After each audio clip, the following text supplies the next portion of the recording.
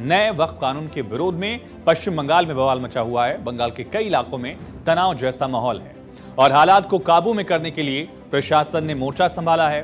फिलहाल स्थिति पहले से ठीक जरूर है, लेकिन इन सब के बीच मुख्यमंत्री ममता बनर्जी फिर से एक्टिव हो गई हैं। वक्फ कानून को लेकर ममता मुसलमानों के साथ खुलकर खड़ी हैं।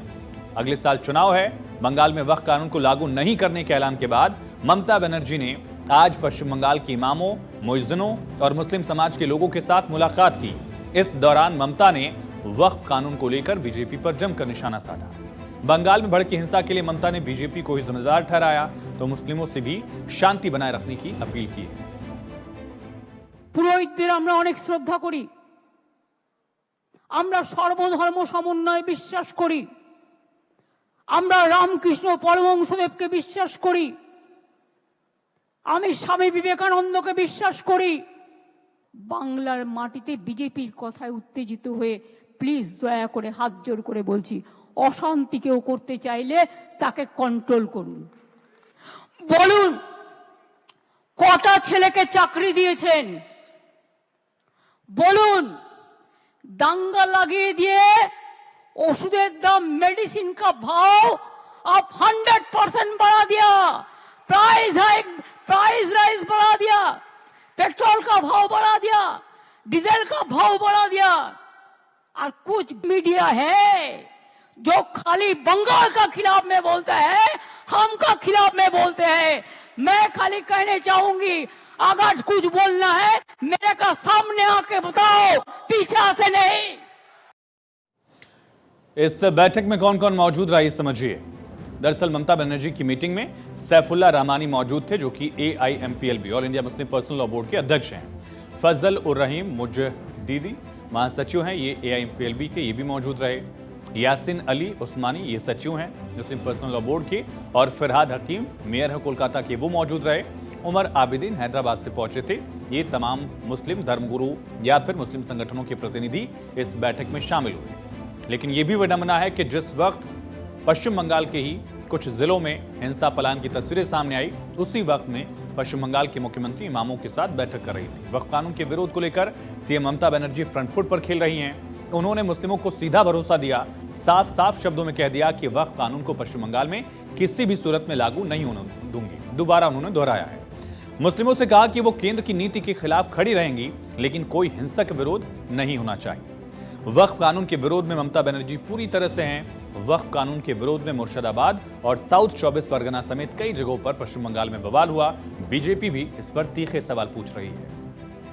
Now the Chief Minister herself in West Bengal says that she will not accept and will not implement this act in her state. That will be construed as defying the constitutional spirits and also at the same time instigating the people. The violence which had happened in Murshidabad and other parts of West Bengal, and we do sporadic incidents elsewhere. These are the result of these unmindful political statements given by Mamata Banerjee and some of the political leaders, which is condemnable. I fail to understand that sitting in such high position, undermining her own position. Now, for example, the violence in West Bengal. Who has to contain the violence? The state government herself. Now, the person who is in charge of the law and order situation in the state herself is fueling this kind of violence, leading to death of innocent people. ये बंगाल में क्या हो रहा है?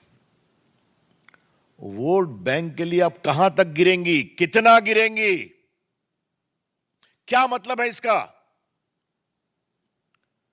हिंदू मारे जा रहे हैं, पलायन कर रहे हैं, ये तो अमानवीय है ना ममता जी। राजनीति तो होगी, लेकिन क्या आपकी सरकार मानवीयता में भी शून्य हो गई है? तो अगले साल पश्चिम बंगाल में विधानसभा के चुनाव हैं। राजनीति गरमाई हुई है, हिंसा पर भी राजनीति दिख रही है। अपना अपना वोट बैंक साधने का प्रयास किया जा रहा है। लेकिन मुर्शिदाबाद में हिंसा पर सुप्रीम कोर्ट ने चिंता जाहिर की है। वक्फ कानून पर सुनवाई के दौरान सुप्रीम कोर्ट ने टिप्पणी की, का मामला कोर्ट में लंबित है, हिंसा नहीं होनी चाहिए। सॉलिसिटर जनरल ने भी कहा कि हिंसा की वजह से इस पर दबाव डालने की कोशिश नहीं होनी चाहिए। बीजेपी आरोप लगा रही है कि बंगाल सरकार, टीएमसी सरकार तुष्टीकरण कर रही है। बंगाल में हिंसा के पीछे ममता बनर्जी को साजिश नजर आ रही है। ममता ने हिंसा के लिए बीजेपी को जिम्मेदार ठहराया, लेकिन सवाल है कि अगर बीजेपी जिम्मेदार है, दीदी मानती है कि बीजेपी इसके पीछे है, तो फिर बंगाल में पुलिस प्रशासन कार्रवाई क्यों नहीं कर रहा है? केवल आरोप लगा देने से तो काम चलेगा नहीं। दरअसल ममता बनर्जी एक तीर से कई निशाने साध रही हैं। पहला, वक्फ कानून का विरोध कर मुस्लिमों का दिल पूरी तरह से जीतना चाहती है। कैसा वोट बैंक है 30% का, जिसको वो अपने पाले में रखना चाहती है। ऐसा क्यों कह रहे हैं? तो बंगाल में मुस्लिम सियासत को समझिए। पॉलिटिक्स जो है मुस्लिमों से जुड़ी हुई, वो अहम इस वजह से है, पश्चिम बंगाल में करीब 30% मुस्लिम वोटर्स हैं। 100 से 120 विधानसभा सीटों पर अपना सीधा असर रखते हैं। और कुछ इलाके ऐसे हैं, मुर्शिदाबाद जहां दंगा हुआ, मालदा, उत्तर दिनाजपुर में 40% से ज्यादा मुस्लिम वोटर्स हुए। मुर्शिदाबाद में हिंसा हुई, माफ कीजिए। दक्षिण दिनाजपुर और दक्षिण 24 परगना में भी 40% से ज्यादा मुस्लिम वोटर्स हैं। और मुर्शिदाबाद में तो करीब 70%, मालदा में 57% मुस्लिम वोटर्स हैं। इन दोनों जिलों में विधानसभा की अकेली 34 सीटें आती हैं। तो मुस्लिम वोट बैंक कितना अहम है, दीदी की पॉलिटिक्स क्यों अहम है, ये समझ गया। 2010 से पहले तक बंगाल में मुस्लिम वोटर कांग्रेस और लेफ्ट के साथ जुड़ा हुआ था, लेकिन 2011 के बाद से ममता बनर्जी का ये कोर वोट बैंक माना जा रहा है। और पिछले 2 विधानसभा चुनाव में, लोकसभा चुनाव में भी मुस्लिम वोटर्स का रुझान टीएमसी की तरफ पूरी तरह से दिखा है। ममता बनर्जी का मुस्लिम वोट बैंक और मजबूत हुआ। 2016 विधानसभा चुनाव में टीएमसी को करीब 51% मुस्लिम वोट मिले थे और 5 साल बाद यानी पिछले विधानसभा चुनाव में टीएमसी को 75% मुस्लिमों ने वोट किया। यानी 2016 की तुलना में 24% का इजाफा मुस्लिम वोट बैंक में दिखा है टीएमसी के लिए। मुस्लिम समुदाय को लेफ्ट और कांग्रेस के साथ अब टीएमसी अपने पाले में लाने और बनाए रखने की कवायद कर रही है, क्योंकि पश्चिम बंगाल में मुस्लिमों को नजरअंदाज करना किसी भी पार्टी के लिए चुनावी जंग में जीत पाना आसान नहीं है। और शायद यही वजह है कि ममता बनर्जी वक्फ कानून के विरोध में है, मुस्लिमों के पक्ष में, अपने वोट बैंक के पक्ष में खुलकर बल्लेबाजी कर रही हैं।